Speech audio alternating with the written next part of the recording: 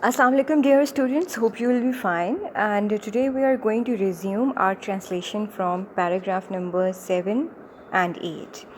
So let's get started. I was sent on a 3 months training course to Karachi. مجھے 3 ماہ کے تربیتی course کے لیے کراچی بھیج دیا گیا. I made all possible attempts. میں نے تمام ممکنہ کوششیں کیں.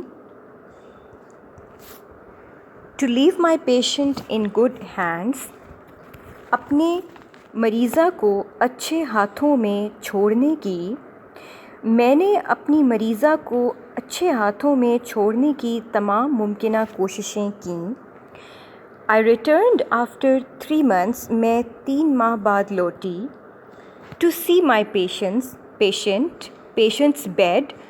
اپنی مریضہ کے بستر کو دیکھنے کے لیے. Taken up by another.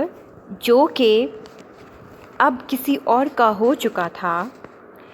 میں 3 ماہ کے بعد اپنی مریضہ کا بستر دیکھنے کے لیے لوٹی جو اب کسی اور کا ہو چکا تھا.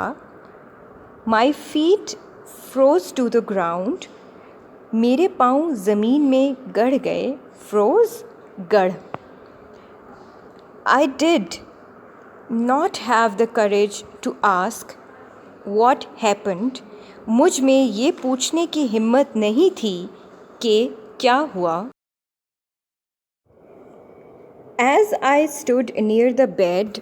جیسے ہی میں بستر کے نزدیک کھڑی ہوئی. With several questions popping in my mind. اپنے ذہن میں ابھرتے کئی سوالات کو لیے. جیسے ہی میں اپنے ذہن میں ابھرتے کئی سوالات کو لیے بستر کے نزدیک کھڑی ہوئی.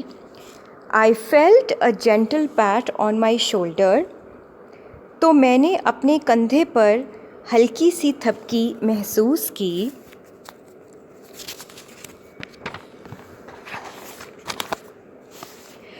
I turned around and see a young woman. میں ایک نوجوان عورت کو دیکھنے کے لیے پلٹی. Smiling at me. جو مجھے دیکھ کر مسکرا رہی تھی. Are you looking for your patient? کیا آپ اپنی مریضہ کو تلاش کر رہی ہیں؟ She said and gave me a big hug. اس نے کہا اور مجھے زور سے گلے لگایا. Thank you for everything you did. ہر اس کام کے لیے شکریہ جو آپ نے کیا. I know you did not allow them to make me lead a crippled life. میں جانتی ہوں کہ آپ